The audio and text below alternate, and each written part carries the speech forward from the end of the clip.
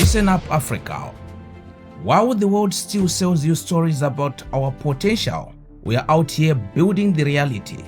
From the copper corridors of Zambia to the tech hubs of Kenya, this continent is moving, literally. And right now, South Africa is laying down tracks that don't just connect cities. They are laying the blueprint for how Africa moves in the 21st century. Bullet trains, real ones. And what happens in Mzansi today is coming to your seat tomorrow. Let's be clear. This isn't just about South Africa. This is about African excellence showing up and showing out. Morocco already has Africa's high-speed rail, the Al Boraq, cruising at 320 kilometers per hour between Casablanca and Tanzania. Egypt is building a 2,000-kilometer network connecting the Red Sea to the Mediterranean. Tanzania's SGR is transforming East African trade. Now, South Africa is joining the club. When the continent's most industrialized economy commits to the bullet trains, it creates a ripple effect. Suppliers in Ghana get contracts. Engineers in Nigeria gain experience. Technology from Kenya finds new markets. One country's leap becomes every country's ladder. The South African spark. Here's the vision President Ramaphosa laid out in 2019 and is finally leaving the station. The Gauteng-Limpopo speed train. 500 kilometers of high-speed trek from Pretoria to Messina on the Zimbabwe border stops at Hammanskraal, Bela Bela, Mokopane, Polokwane, Louis Trichardt, connecting economic hubs that currently waste hours in traffic. The game changer. Pretoria to Polokwane in 90 minutes. That's not just convenience. That's economic integration. That's a Limpopo farmer getting fresh produce to Gauteng markets before lunch. That's a Zimbabwean trader connecting to South Africa's industrial heartland seamlessly. The trains hit 200 kilometers per hour, real bullet train territory, and they are just the beginning.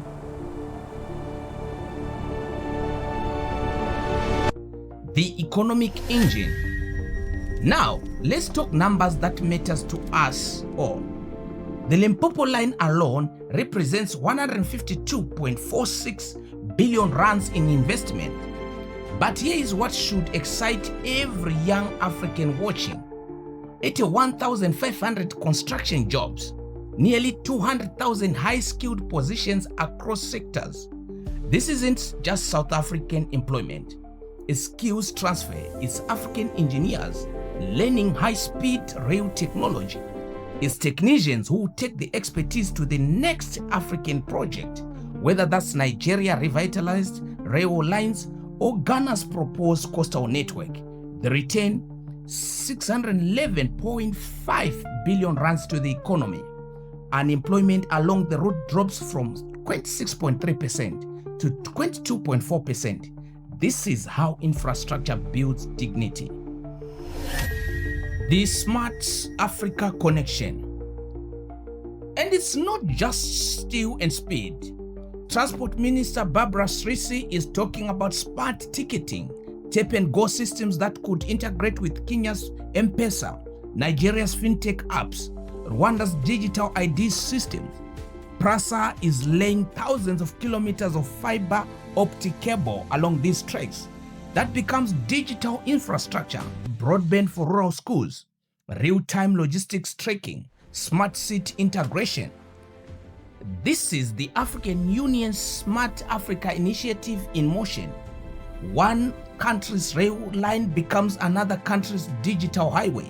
The timeline: construction starts late 2026, first trains by 2030, and 30 companies have already expressed interest, including Pan-African investors.